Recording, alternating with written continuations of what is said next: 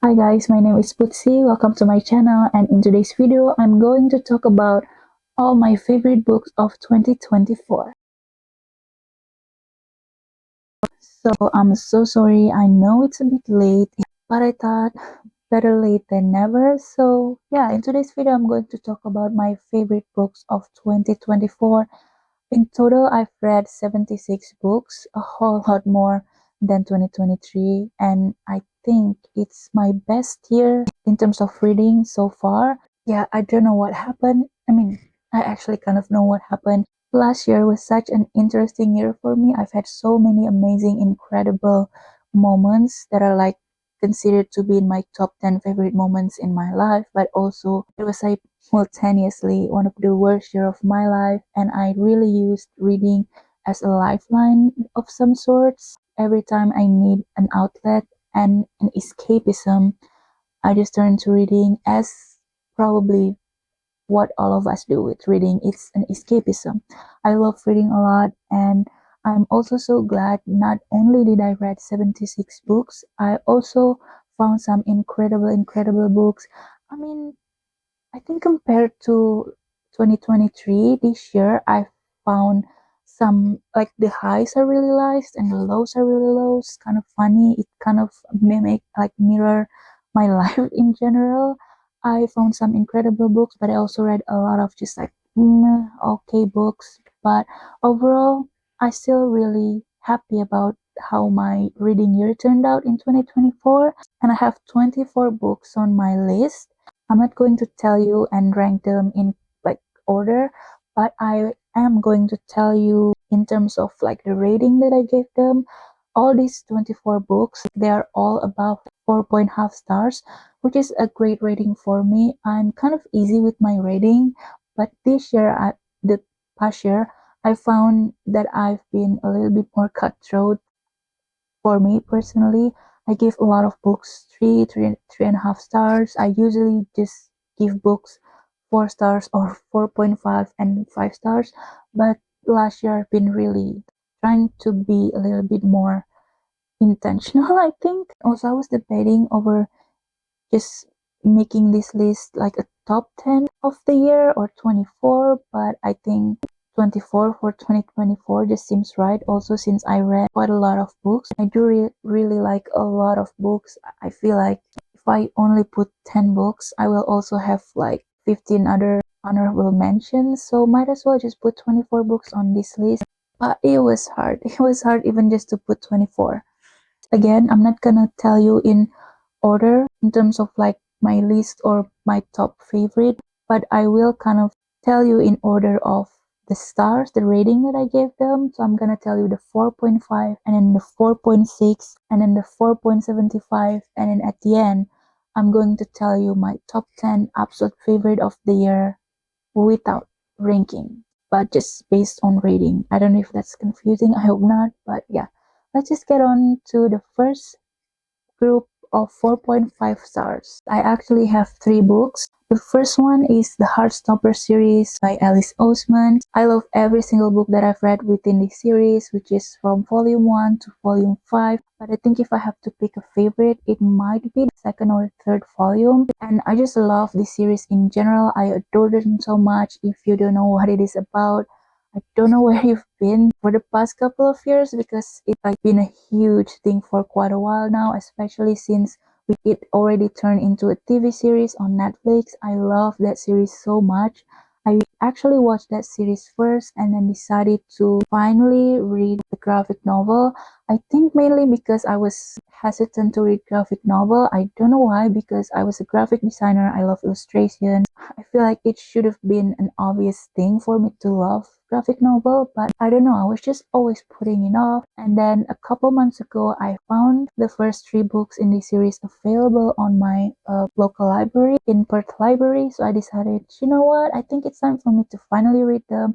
And I ate them up so much. I finished all the first 3 books in one day or one day and a half. I love the main character, Nick and Charlie. I love the friendship group. I love that it tackles a lot of important subjects. but in a very realistic and easy way. For some reason, even though they are talking about heavier topics, they always manage to present it in such a way that easily understandable, and also you just feel it. I don't know how Alice does that. And it also just feels so realistic to what an actual teenage experience is like. And even though it's an YA teenage relationship, it doesn't feel too young for me. Like, I'm not a teenager anymore. I'm way past that. And I still feel like I can relate and learn a lot of things from them, the character, what they've gone through, the family dynamic. Like, there's a lot to unpack, but also in a cute and fun way. They're just so wholesome, and the illustration itself are really great. I just love them. And the fact that they managed to include like the details, the illustration style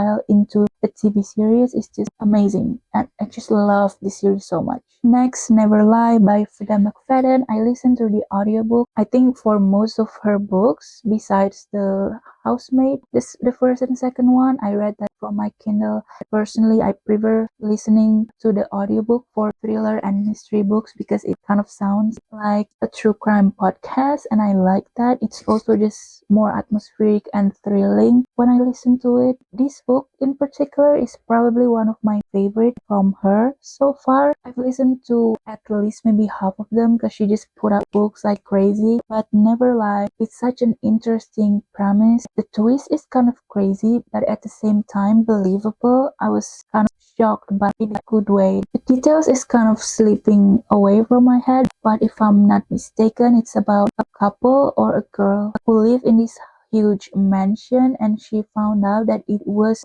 actually a house from a very famous author slash therapist. And we go through back and forth from the present times, from this person going through the house and just look around it, finding some of the mystery that were left within the house. And we also get the past timeline of this author slash therapist going through her life basically, and what leads to her disappearance and all of that. The one thing that I noticed with her books is just every single chapter you guess you just have a different theory, and it always somehow proved me wrong at the end, and I love that. Next is Betting on You by Lynn Painter. I know for some people this is actually not their favorite books from Lynn Painter, but I don't know what it is about them. I just like them. Maybe because it's so easy to listen to. Again, I listened to the audiobook of this. I feel like maybe I will like it less if I read the actual book, but because I listened to the audiobook and just kind of like listen to it a bit mindlessly, I actually really like it because of how easy it is to digest. But it does feel very, very young.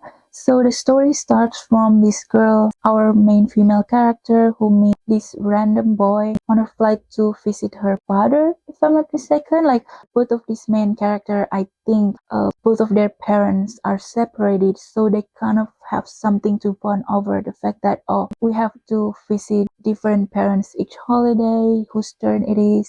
But I think she was kind of annoyed by him. And then one day, the guy, I think, moved to the girl's city. And then after a few years, they actually met with each other. And then there's a bet going on between these two characters. Like, the guy just loves betting on things, if I'm not mistaken. And the story goes from there. There are some, like, the main problems and issues that happen towards the end of the book that I just felt, ugh. I mean, it is kind of very childlike and childish, but at the same time, it was just a fun time. It's not the best book I've read, but it is one of my favorite because of how easy it was to listen to, and it was just such a fun time. I quite like the banter between the characters most of the times. Next, we move on to the only book I gave 4.5 stars to, which is Part of Your World by Abby Jimenez. This is the first book from Part of Your World series. It's an interconnected standalone series. I read this book mainly because I want to read just for summer, and that's like the third book from this series. I know I don't have to read any of them in order or anything, but knowing myself, I just always want to read books in order, even though it's an interconnected standalone series. So I decided to read them because it was luckily available for me on Libby. So I read them, and it was really surprising. I mean, I know a lot of people, especially this past year, really raved about Abby Jimenez's writing. A lot of people said her writing reminds them of Emily Henry's, and I do think I agree with that because there's just something about the character that just feels so relatable. The romance felt so real, and I can really feel the connection between the two main characters. They are kind of lighthearted and fun and have some amazing funny banter, but at the same time, there are also there's a lot of depth underneath it all, and they tackle on such emotional, different, like heavier topics that very realistic, and I feel like a lot of people can connect and relate to. And that's the same thing with Part of Your World. The main guy in this book is so awesome. I don't know if I can call it a grumpy sunshine, but the grumpy is probably the girl. It can be categorized as that. And there's goats and dogs and just cute, wholesome things. Basically, this book is about our main female character who one day just got stuck in this very small town. Her car broke down, and this guy just randomly popped out of nowhere helping her. And she actually just got stuck in this small town and ended up kind of having a like quick connection, kind of like a one night stand or whatever with the guy.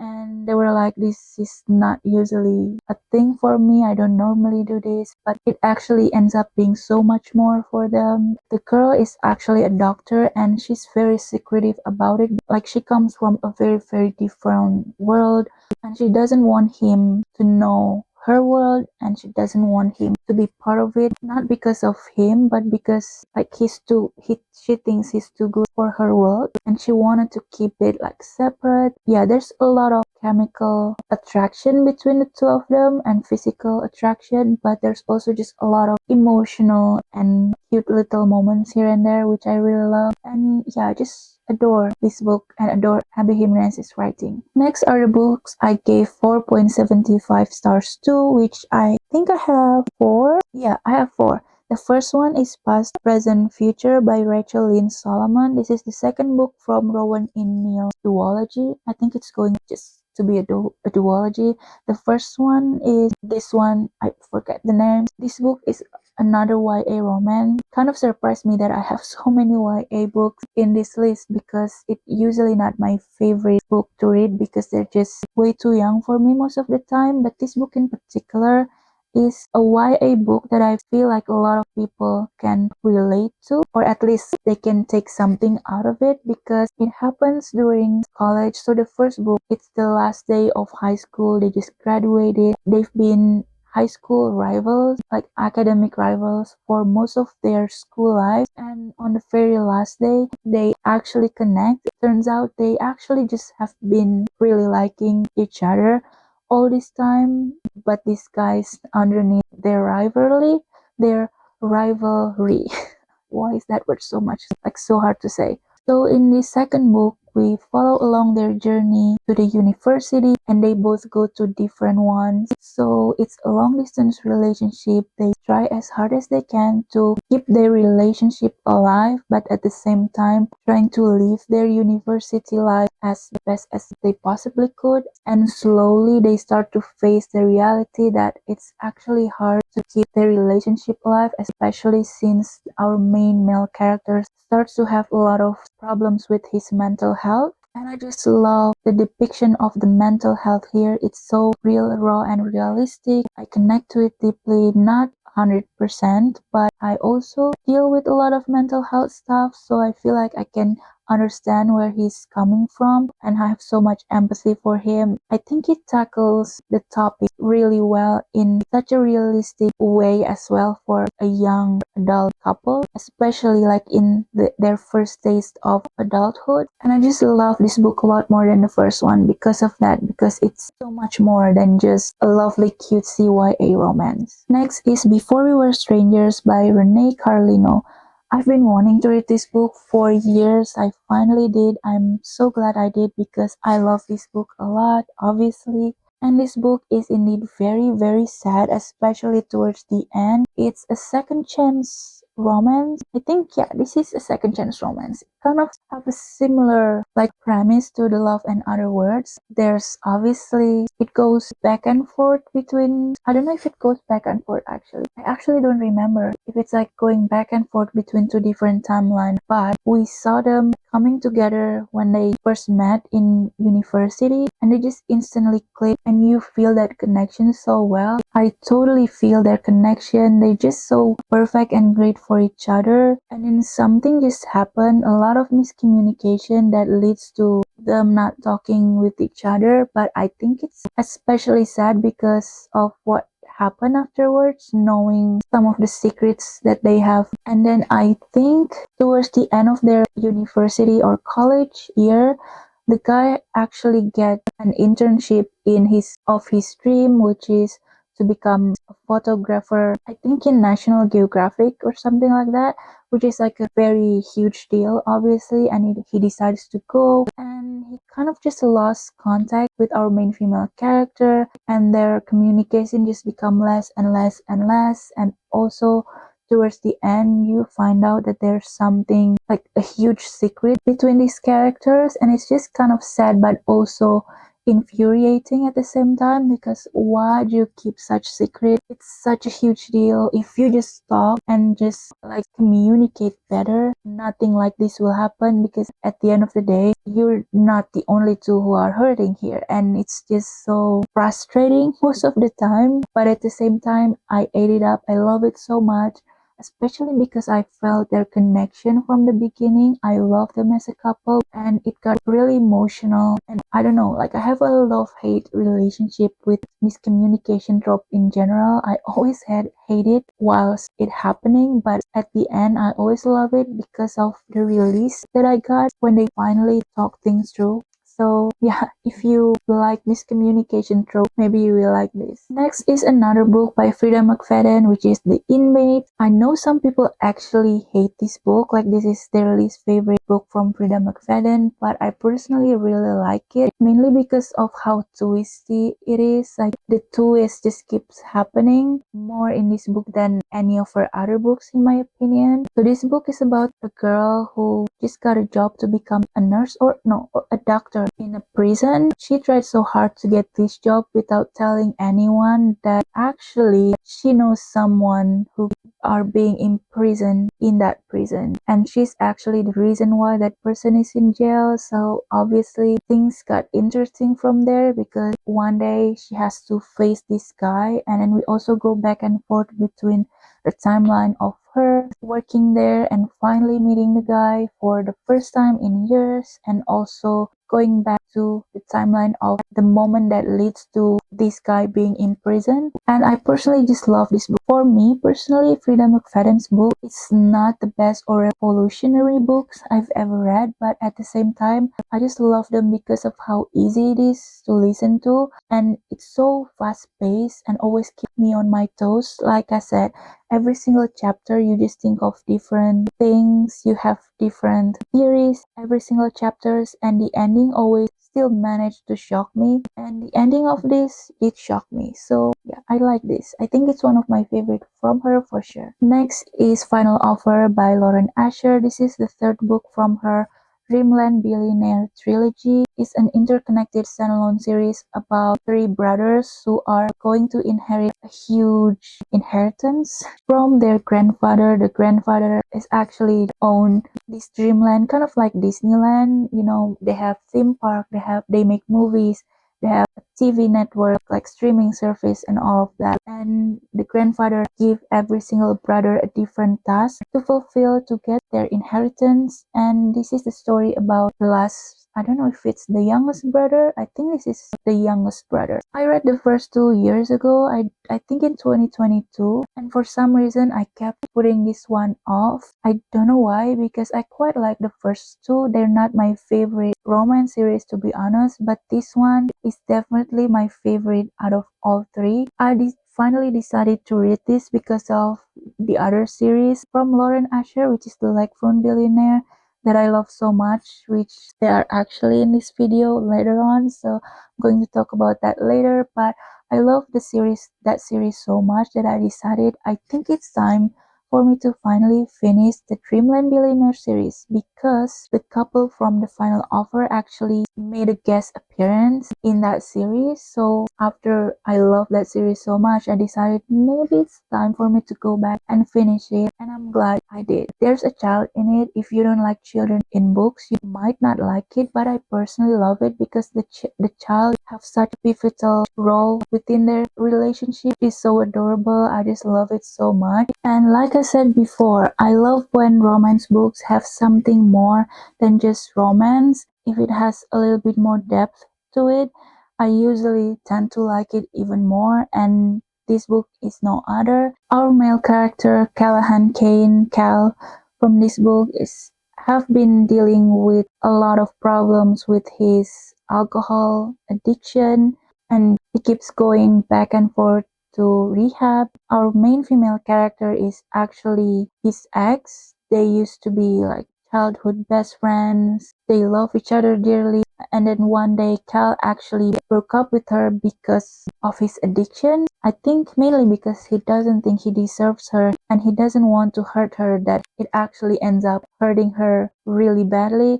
And one day he decided to come back to the summer house, I think, in within the wisteria, or what is it called? But it's the same place that the Lakefront Billionaire is set. So it's that small town. So Callahan go back to that place again, which is where she lives because her mom actually live and work in that house, and they finally meet with each other again after years not talking to one another. He's actually also kind of a very hated person within this small town because everyone is very very protector over our main female character. I think her name is Lana. I forgot her name. I always forget character's name. So sorry, but I will try to look it up. So everyone is very protective over Lana, and everyone in that small town hates him because he hurt her so badly years ago. And it's kind of them falling back and finding their way back to each other. It's not easy because obviously they still have to deal with his drinking problem, his addiction. There's also obviously a couple of little turbulence here and there caused by the condition of his inheritance and everything. And we also get to see, I think this is the book that we get to see the male character from the Lakefront Billionaire series first introduced in this book. And yeah, overall I really like it. I love their banter, the back and forth troubles that they have to face through.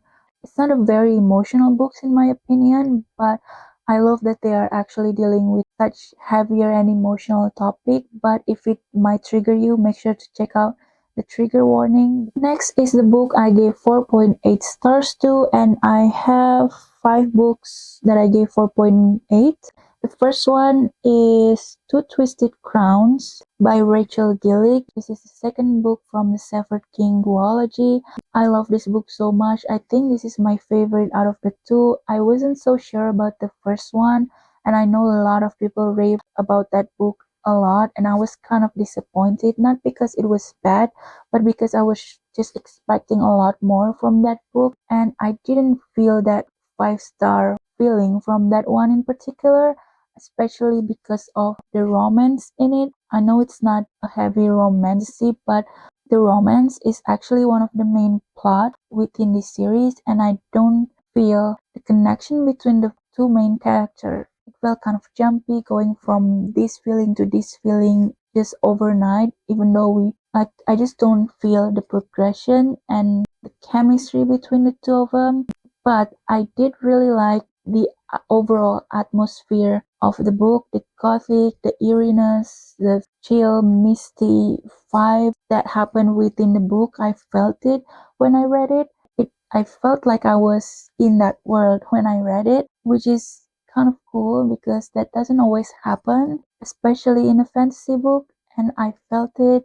And also I love the magic system in this series. I think it's quite unique and interesting. So I really saw the potential of this series. So when the second book came out, I immediately picked it up because I think I just need to know what happened. Also just want to finish a series finally, and since it's only 2 books, I just want to go through it so I can check it off my list, and I'm so glad I did because it's amazing. It put another different perspective, point of view in this book from a different character, more like a side character before, like a main side character. And I was a bit hesitant going into it, like, oh, why do I need to know the storyline from this character? But I'm so glad it was there because it ended up being what made the whole story, the whole entire cast and character like click and connect together for me. I understand so much more about the magic system, the plot. It just makes the whole entire world within the story more grand. I don't know, I just think it was such a great addition, and I cannot wait to read her upcoming book because I personally think her writing is so good. It's not the easiest to read, in my personal opinion, especially the first one, maybe because the detail just kind of lost in my head at first, but after the second book, everything finally clicked to me and I enjoyed the series a lot. And like I said, I love her writing because it's so atmospheric, and I hope her upcoming book will also give me that similar feeling that I got when I read this book. Next is Bear Town by Frederick Backman. I love his writing a lot. This is actually only the second book I've read from him. I listened to the audiobook and it was a good choice and a bad choice, I think, to listen to the audiobook, because if you read any of his book, you know that he likes to, at least based on what I've read, which is Anxious People and Bear Town, he likes to weave the story through multiple different perspective, point of view, timelines sometimes. So you get to see what happened within this town throughout so many different point of view from different characters. So it gets a little bit confusing when I listen to it because I couldn't easily just go back and forth looking up which character it is, who he is within this story. I keep like having to make a mental note in my head, oh, this character is this character is that, because there's so many characters. But what's great about his writing is every single character feels very distinct and unique. There are no one character within the same story. They are similar, and it makes it so much easier for me to understand at the end. It took me a while, but I finally get there, mainly because of the distinctiveness of his characters. And I love that. This kind of writing style, I think, can get messy very, very easily, but he's so good. He just makes the story even better because you feel such connection to all the characters. You can see the same event from multiple different perspectives, which makes the whole story even more intricate and better, because a lot, if not all of the time, there's always different sides to a story. I can see this problem in this way, other people see it in different way, and to see that within the book just makes it so much better in my opinion.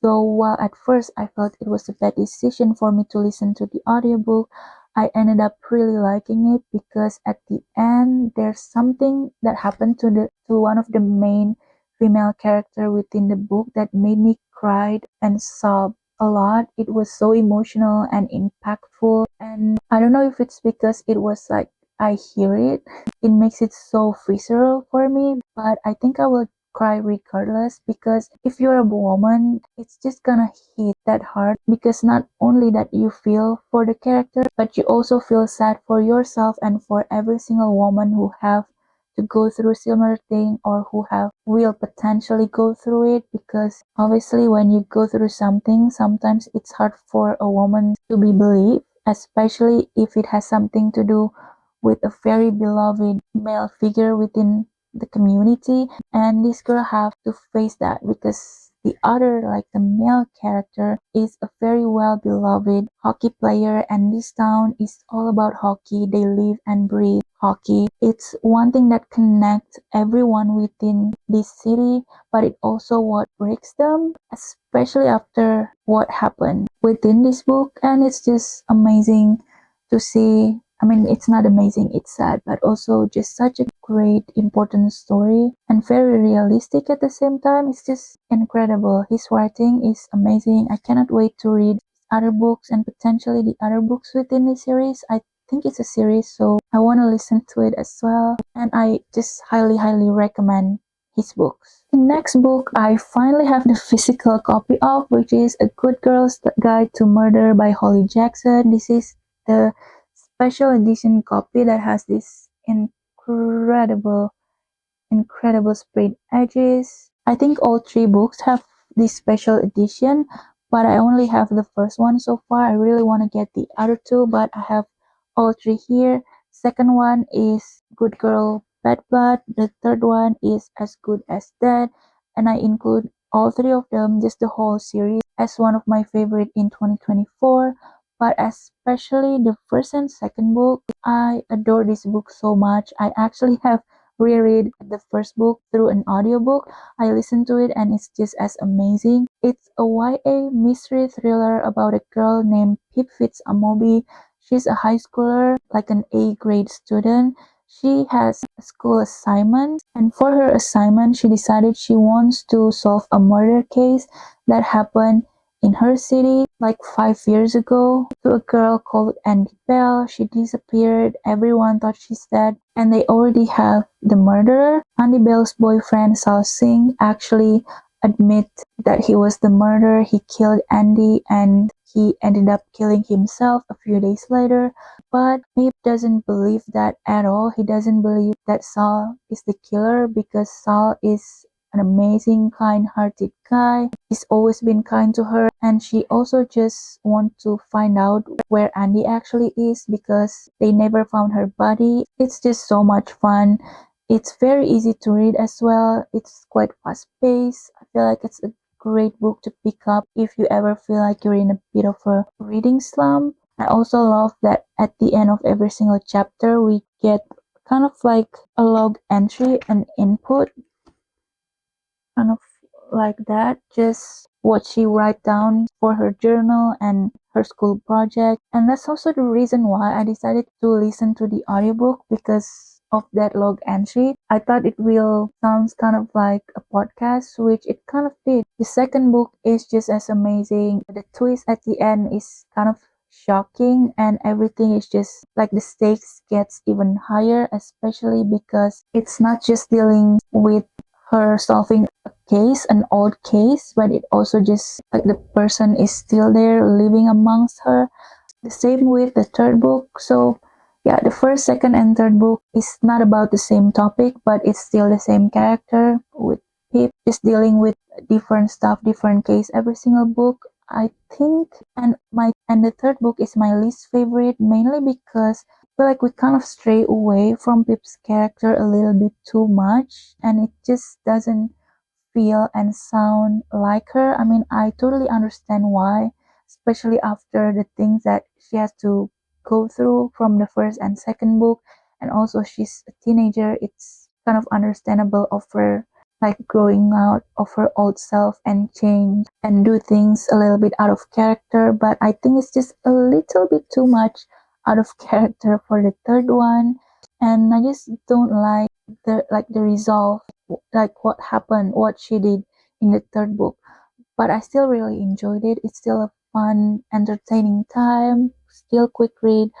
I love it. I love the whole series in general, but definitely the first and second book is my favorite out of the three. Next is Lessons in Sin by Pam Godwin. It's a dark romance, taboo, age gap, a student-teacher romance. The teacher is also the priest in the school. It's also very steamy. It's a quick, fast read, even though it's actually kind of long. But I just love the relationship between these two characters that are very much not supposed to be together, not only because of their age and the fact that they are student and teacher, but also because of who they are, who they were supposed to be. Our main female character come from a very like rich family. She's supposed to be proper and act a certain way, and she kind of rebelled out of that, which is why her mom put her in this religious boarding school under the care of this priest, which I really forget their name. But yeah, it's kind of a little bit like there's a lot of tension, push and pull, especially because at first they kind of also hate each other's guts, because obviously he hates her because she acts a certain way. She's not a good student, and obviously she's a student, but he has some kind of pull towards her. And also she hates him because obviously she hates the school. She hates the fact that she has to go to this school and he's the authority figure in that school, and she hates him. But yeah, it's a romance journey between them, very angsty. I really liked it personally. And yeah, but also just make sure to check out the trigger warning just in case. Always do that when it comes to darker romance or taboo romance, because obviously it's not gonna be for everyone. But I personally quite enjoyed it. I really liked it. Oh, I don't really like the ending though, because it just doesn't feel a little bit like unrealistic, but at the same time it doesn't change the way I feel about the rest of the books, so I still really like it. Next is Vengeful Gods by Elliot Rose. It's also a dark romance, a reverse harem, one female character, three male character, a little bit of captor-captive situation because the guy is actually captured the girl for revenge because she actually the daughter of a very important figure within the secret society that actually just a horrible person. She tried to get away, which is why she have a different like secret identity. She hates her past and she ended up being sucked into it again because she's being captured by these three guys. These three guys just hates her dad's guts, who obviously ended up hating her guts. But turns out there's so much more to this female character that they ended up just loving one another, and there's also a lot of mystery involved within like what happened in this secret society, what happened to her parents, what happened to them, like what caused them wanting to get a revenge to her. There's a lot of action involved, a little bit thrilling, not just romance, and that's mostly what I like about most dark romance because it's usually a little bit more like thrilling, not just like romantic. And that's the same case with this book. Very, very steamy, obviously. Yeah, I think it's a fun time, but I also feel the connection within each and every single of these characters, which is why I like it.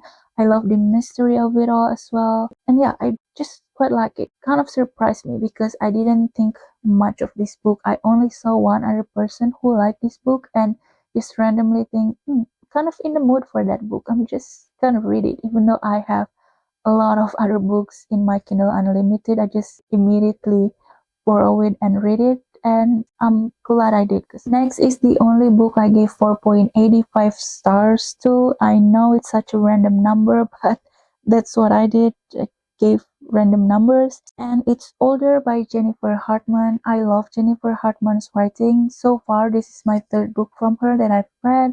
The first one was Still Beating, and then Lotus, and then this one. I want to read her other books because so far I love all the three books I've read from her. This one is another taboo romance, age gap. It's about a girl who just instantly have a connection. I don't know if you can call it fall in love, but she obviously just connected with this guy that she met in a party. She was alone, he was alone. He's actually trying to find her daughter, and she lied about her age. She said that she's actually like 19 or 20 years old, even though she's actually only 16 or 17. Obviously, it's very, very wrong, but because he thought, oh, you are an adult, you are past 18. So they talked and they just instantly connected. They have this pull towards each other. He get close to her, talk to her. Things got a little bit more intense. And thankfully, right before he's about to go with him to his place, I think, or maybe somewhere else, he finally found out that actually that's not her age. She's actually not an adult, under 18, and it stopped from there. They separated. He kind of like, what the hell? Thank God I found out, because if not, it's gonna be very, very like a serious crime, obviously. And then they've met a couple of other times until one day she has to live with her best friends because of her home situation. Her best friend only live with her mom because her mom and dad is not together. And one day her dad finally visit them in their house, and how a shock it was for our main female character to find that her best friend's father is actually the same guy who she had a very strong connection with in that party a few months back. And obviously it's very, very angsty, a lot of push and pull, quite emotional at times. They have to try their best to resist their temptation and connection towards each other because it's just so wrong on so many levels. And yeah, it's just basically a story between this character. It gets very messy and twisty very quickly, but yeah, I enjoy this book a lot. Finally, we get to our top 10, which are also all the books that I gave 5 stars to. Such a coincidence, but I truly adore all of these 10 books. I'm not going to talk about them in order, like I said, but first, I'm going to talk about yours truly, second and final book that I've read from Abby Jimenez in 2024, which is also the second book from Part of Your World universe. I love this so much, as mainly because of the main male character. He's such a wholesome, kind, amazing person who always put everyone else's needs before his, and I love it so much. I feel like I connect to this male character a lot, especially because he's also such like a very introvert person. He has a social anxiety. I personally don't, but I'm such an introvert, and I feel like I see myself a lot in him, and I love the banter between the two main character. I also kind of hate it at times because it was also a little bit of miscommunication happen in the middle, because our main two characters are actually a work colleague. They work in the same hospital. They both doctors, and one day he just kind of blurt out to his family that he has a new girlfriend. He just moved to this hospital mainly because he wants to be close to his new girlfriend, even though he doesn't have even though he doesn't know anyone, but he just kind of blurred that out. Oh, actually, before I continue, the male character is called Jacob, the female character is called Brianna. So when they first met, there's a little bit of an understanding. She didn't like him, but they ended up having this letter back and forth, which is very cute because obviously letter is not a thing anymore, and I just love seeing them like writing letters to each other. And until one day he actually introduced her as his girlfriend, so they started to, okay, we're gonna have a fake relationship, and he told her why. He said that to his family, and she decided she wants to help him meeting his families, him meeting hers. There's also a thing going on that he ended up helping her and her little brother, and he's just such a wholesome character. I love him a lot, love their banter. Yet again, a lot of quotable things in here. Yeah, I just adore Abby Jimenez's writing. I think for sure she is a newfound author for me that I really love in 2024. Next is If He Had Been With Me by Laura Nolan. I think it's a duology. I don't know if it's gonna be the same story but told through different perspective.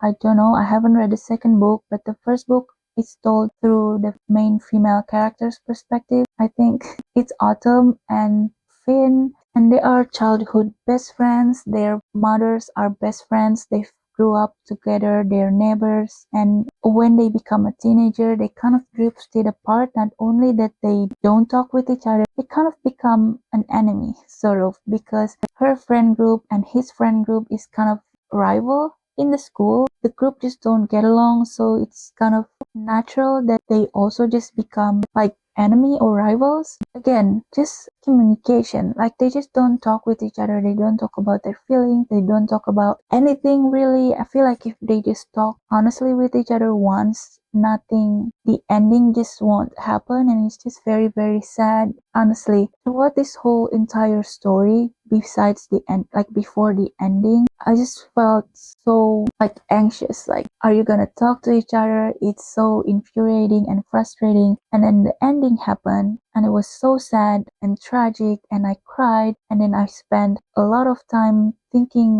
like looking back to all the things that had happened between them, and it makes everything so much sadder.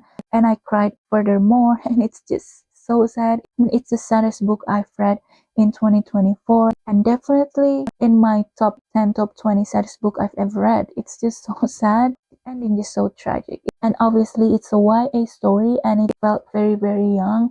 But I feel like if a YA romance book is super sad, I usually just love them. Like I just love sad books, so it's kind of makes sense that I ended up really loving this book, and I cannot wait to read the second one, but I haven't obviously, mainly because I'm trying to like have some time between the after the first one because it was so sad. I didn't want to go back to back and just torture myself with the sadness. So yeah, I can't wait to read the second book this year. I hope it's gonna be as good, if not better. Next is Nocticadia by Carrie Lake. Kind of surprised because I didn't know anything about this author, about the book, and then all of a sudden one day I've seen people just talk about this book a lot, especially from McKay. Hey, it's McKay. I love her videos a lot. We have similar tastes, I feel like, in terms of romance book. I usually go for her opinion every time I want to read something more darker or taboo because she just knows what's best in terms of those two different categories. I love all kinds of romance, but if I want to read something darker or taboo, she's the one I go for. And she mentioned this book. I thought the cover, mainly, the cover looks really interesting because I love skulls. The color looks amazing. I want to read this book. And she also just really raved about it and said amazing things about it. So I decided to read it, and I really, really loved it, mainly because it's so much more than just romance. There's a lot of mystery involved with it, and a lot of the times it feels like it's more a mystery story with romance involved in it instead of romance with a bit of mystery and darkness to it. So basically it's about a girl who tried to find out what happened to her late mother. Her mother passed away because of a very strange disease. No one can tell her what happened. Actually, the doctor told her a different thing. It's not because of disease, it's because of something else. But she was so sure she know what she saw, and it was because of this strange like worm or something like that. And so her mother passed away. She has to take care of her little sister. She have to take several jobs while going to school, but she always want to be a doctor, I think. And one day she submitted this essay about her mother's disease. Someone from this prestigious university read that essay and decided to invite her and gave her a 1-year scholarship. So she finally go to that university. She attended and she met this very mysterious professor who actually specialized in the disease that she was actually trying to like get the answer of. So she tried to get close to him to try to get some answer while also getting involved romantically with this person. So obviously it's age gap, a student teacher, but obviously they are both adults. And there's also a lot of involvement of secret society within this island, basically, because it's set up like in a separate island, so mysterious, so ominous, and it's just such a fun time. I loved it a lot. I love the mystery, I love the romance. It's quite steamy, but it's not happening like every single chapter, which I actually really love because we focus more on the romance and the mystery more than the physical attraction, I feel like. I definitely recommend if you are in the mood for something darker or something taboo. Love this book a lot. Next is The Hate series by Tate James. I actually read the second, third, and the last, which is the fourth book from the Hate series. It's series that happened within the Shadow Grove universe. The first series was the Medicine Kate series. I read that at the end of 2023. Loved that series a lot. The character from this series made an appearance in that one, so I decided to immediately just continue with the Hate series because I love the Medicine Kate series, and then I also think I will love this character. Hate is the main character. She's such a badass, actually the leader of this like group or gang within Shadow Grove. And I'm so glad I did because I loved it a lot. I don't know if I like this series more than the Medicine Kate. I think I love them both equally. All of these two series actually, but especially this one. It's a reverse harem, one girl, three guy. The girl is like the important figure within the Shadow Grove, and then there's three other guy. She doesn't want to be in a relationship, but also she cannot lie the fact that she actually interested in these three different guy. There's also a lot of mystery happen within the Shadow Grove.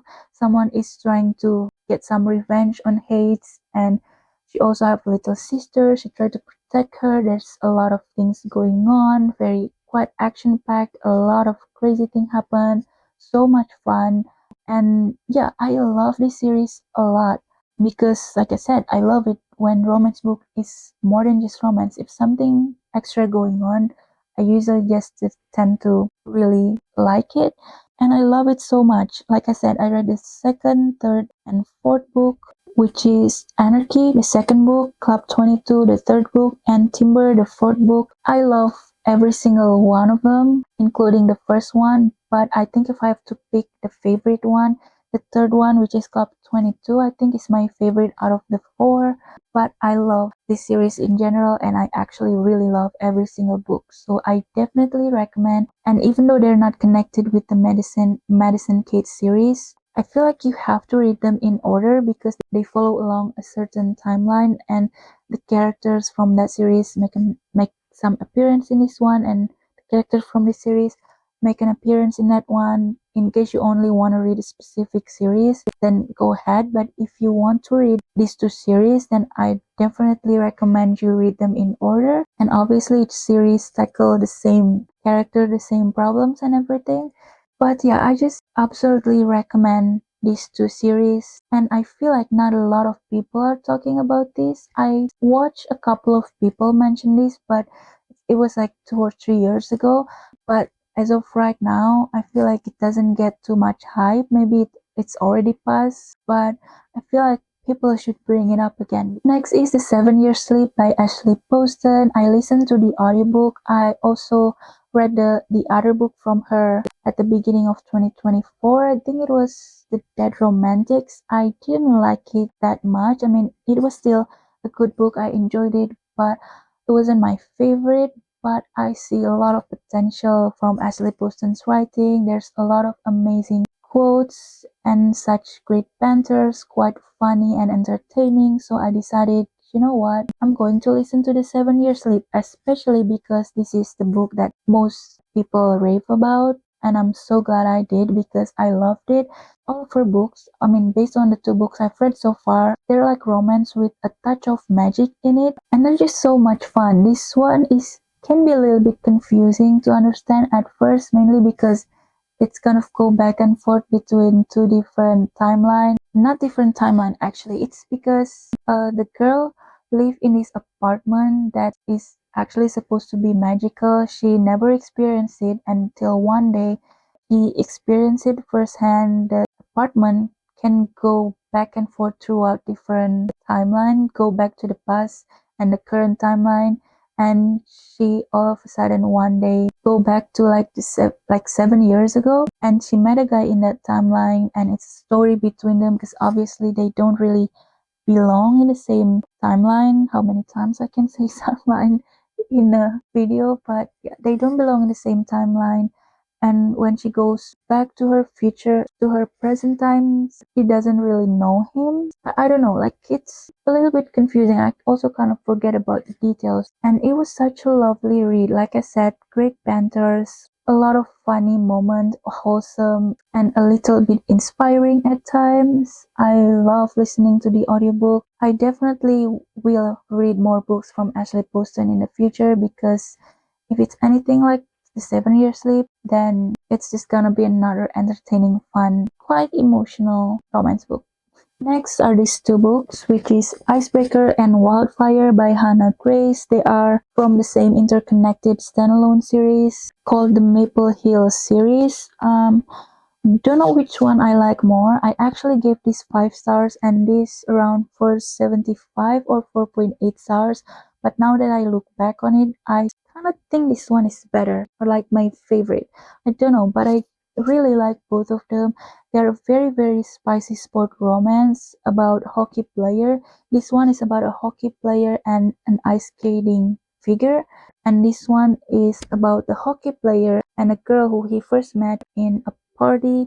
They had a one night stand and they ended up working in the same summer camp, and they both become the summer camp counselor. I think that's what it's called. I'd never go to summer camp, guys. So I so I don't know. But this book feels very, very wintry, and this book feels very, very summery. This book has such a comforting, warm, cozy feeling to it. So much fun. especially because it's summer camp. There are a lot of great fun activities involved. Obviously, they are kind of like off-campus series. They are about the same group of friends. You see a lot more of the friend group here and the hockey here instead of on this one. I just love their friend group a lot, especially how they treat him and they just how they treat each other really. I love the friend group. At first, I thought I like Icebreaker more because Wildfire doesn't have like the friend group is not as present as in this one because it's set up not in the university but in a summer camp, so we only get like glimpses of them here and there a little bit. But I actually love the whole story in general in this book because there's something happen towards the end of this book that I felt a little bit unnecessary. But overall, I love both of them. They both tackle on a little bit of like mental health problems between these characters, which I really love. Like I said, I love when romance books tackle a little bit more than just romance, which these two books have, especially this one. And I can't wait to read the third book, which is Daydream. I have that book. I haven't read it, but can't wait, especially because the girl is obviously loves reading and also loves Taylor Swift, and I'm both of that. I feel like I can connect to her character already, and yeah, overall, really love this series. Next is another romance book that I've read that I adore a lot. First, it's both of these books from the same series, interconnected standalone series. I already kind of briefly mentioned them. These are the Lakefront Billionaire series by Lauren Asher.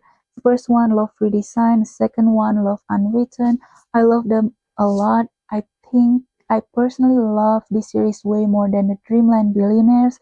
I think mainly because they're like the family dynamic, like family in general, is so much more present in this one. Such lovely relationship between not only the family from the male character in this book, but also between the two families. And it's so lovely. Like this one is about a guy and a girl who actually been childhood friends because their parents are friends. They grew up together and then they kind of separated. He goes to a different university, then he went back and she goes to a different city, and then they come back together. They kind of free fall in love. He's a billionaire. He owns a real estate like property thing. I don't know why I said that. And the girl is a designer interior. And in this one, it's about a guy who actually the older brother of Julian, which is the main male character from this book, is called Julian, the girl Dahlia. And this book is about Raphael and Ellie. Raphael is Julian's older brother, if I'm not mistaken, and Ellie is Raphael's son nanny. So it's a relationship between him and the nanny. The girl is also a songwriter. There's obviously children in it, but the son is also have such pivotal role in this relationship, in this story, and I also adore him. And like I said, this book just tackles a lot more about the family dynamic more than the Dreamland series, and I love that. As of right now, I think I like this book a touch more, mainly because this book is way too long. Like, I mean, look at how thick this is. This is like 600 and no, like 600 pages. I don't know why it's that long. I mean, the other book from the Hate series is actually the longest book I've read, and it's longer than my fantasy book, but I still ate it up. I read it quite quickly, so I mean, I still ate this book up, but I feel like if we cut up like 3 or 5 chapters, it will still be as good, maybe even better, because yeah, I feel like we can cut down a little bit, but I still really like it. So yeah, I definitely recommend these two books, this series. I cannot wait for the third one in 2025 because I love them so much. Next, we finally get to the top 3 of my favorite books of 2024. Like I said, it's not gonna be in no particular order, but I do have top 3 absolute favorite that I think is just the best books I've read and my favorite books I've read, not only in 2024, I think probably like ever. I mean, not top 3, but like definitely top 20 ever. I just love these 3 books so much. And these next 2 books are actually part of the same series, but I don't want to combine them and put them together because I think they both deserve their own spot because they're that good. And it's from the Throne of Glass series by Sarah J. Maas. I finally read them in 2024 after years of wanting to read them. I keep putting them in my yearly TBR, but the amount of the books in that series kind of overwhelmed me. But I finally did, and I'm glad I did because I loved it a lot, especially after these two books that I'm going to mention. I haven't finished the series, guys. I just finished Empire of Storm, so I still have Tower of Dawn and Kingdom of Ash. I didn't do a tandem read. I know a lot of people do that.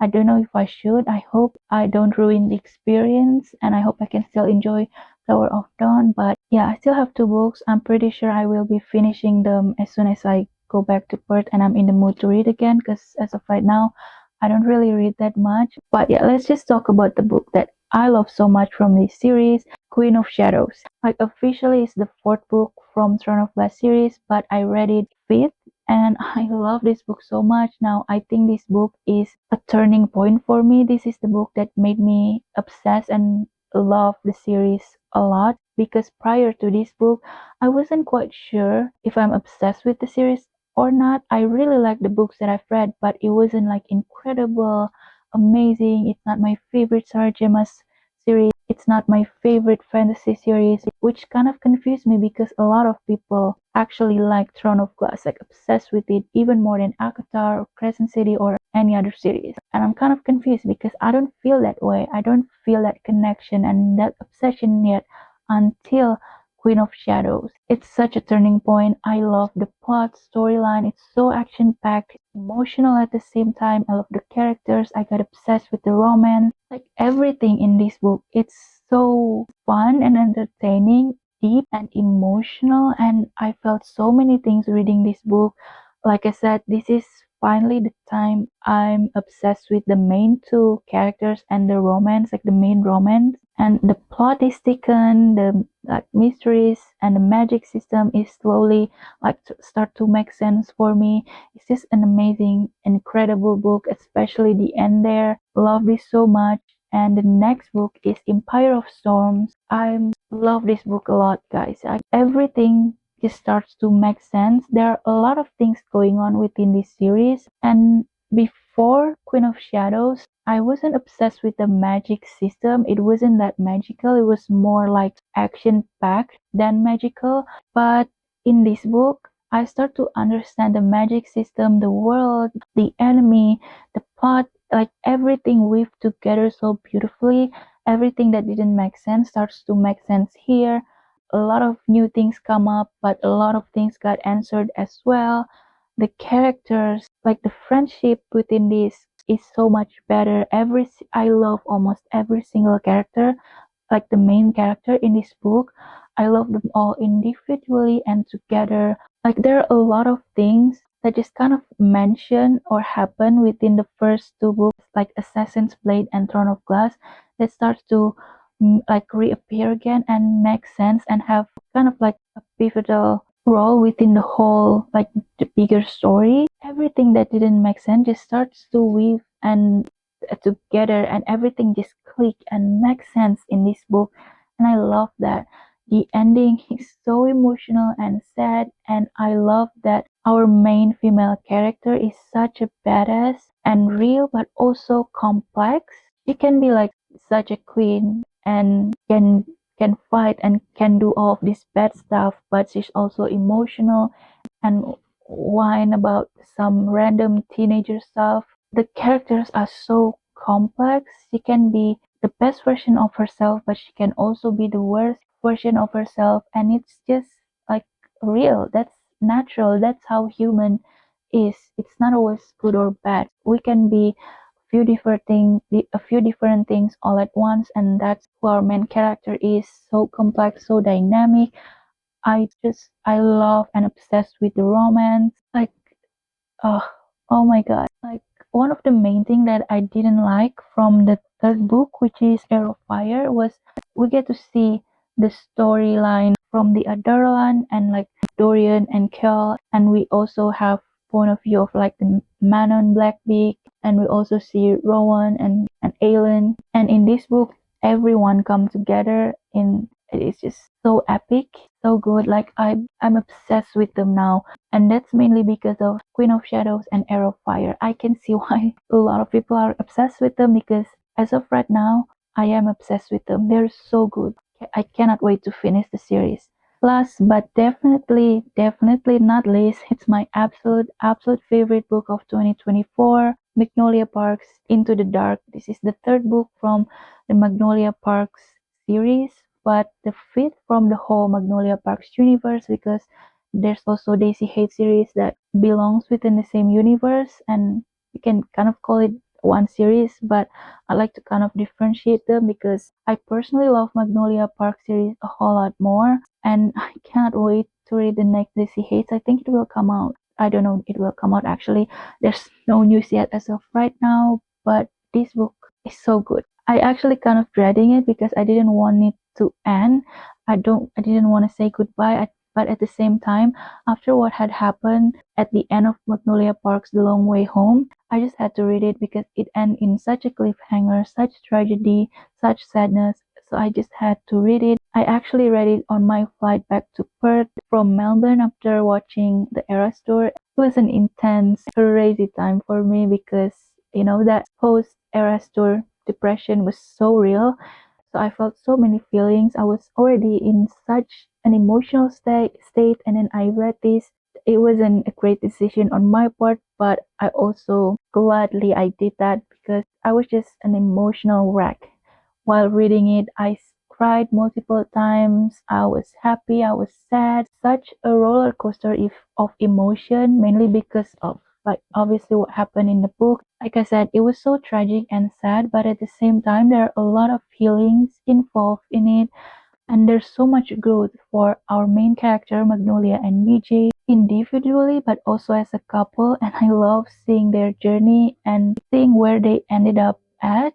Just makes me so happy, and I just feel so much happiness and joy for them.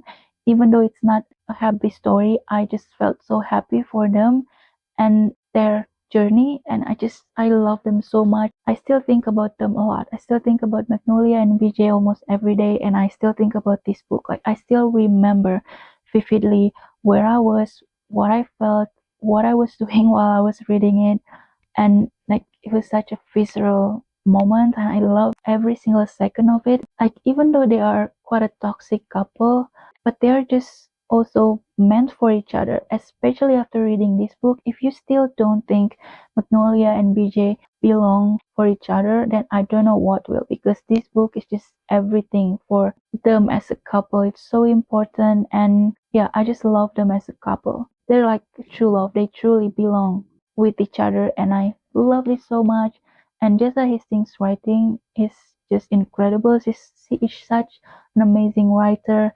There are so many great quotes in it that I still think about, and I really want to reread, but I think I'm going to hold off and do a reread when the next book come out, which I don't know when that happened, but I really want to do it because I cannot stop thinking about this. And you know what?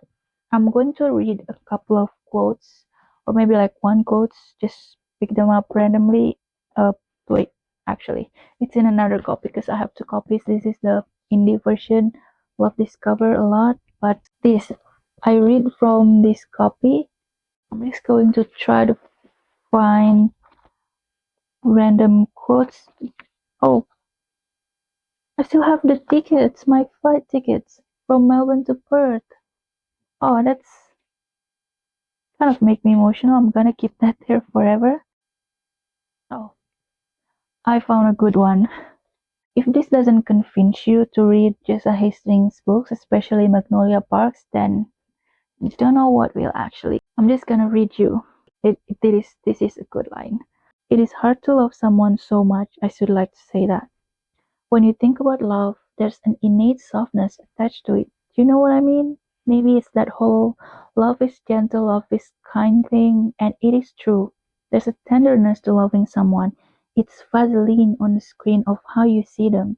Rose colored everything. Picking wildflowers, gentle fingers dragging over cheeks, and butterfly kisses. But there is another kind of love, a love like ours.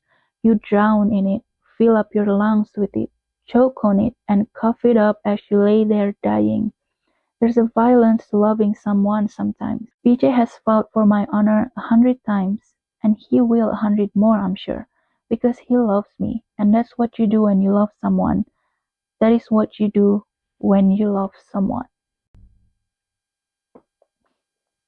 That is, I love them so much. I miss them so much, and this is just honestly one of my favorite book of all time. So that's it. I've been sitting here for a very, very long time. My back is kind of hurt, and my voice is kind of sore. But that's it. That's all 24 books that I really love in 2024. And let me know in the comment section down below if you somehow still here. Leave a comment. What is your favorite book of 2024? And also maybe leave a green emoji, maybe, if you're still here.